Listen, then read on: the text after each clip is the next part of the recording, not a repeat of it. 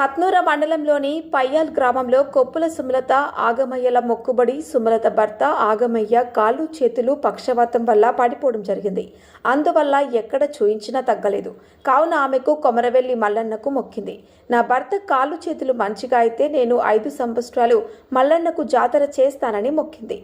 మొక్కిన 5 నెలల్లో అతను నడవటం జరిగింది. కావున సుమలత ఆమె మొక్కిన మొక్కుబడి ప్రతి సంవత్సరం తీర్చుకుంటుంది.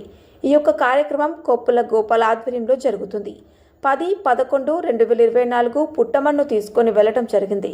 తర్వాత గంగకు పోయి గంగమ్మకు మొక్కటం, గంగలో దేవుళ్లను కడగటం, మళ్ళీ దేవుళ్లను ఇంటికి తీసుకురావటం జరిగింది. 11వ తేదీ 11వ నెల ఈ రోజు ఉదయం 7 గంటలకు మల్లన్న లగ్నం చేయడం జరిగింది. ఎల్లమ్మ కొరకు లందకాడికి పోవడం మరియు పోచమ్మ గుడి వద్దకు వెళ్ళటం, అలాగే పెద్దగౌడ కిష్టయ్య దగ్గరకు పోయి ఘటం తీసుకురావడం జరిగింది. అలాగే తెచ్చిన తర్వాత ఎల్లమ్మ లగ్గం చేయడం జరిగింది.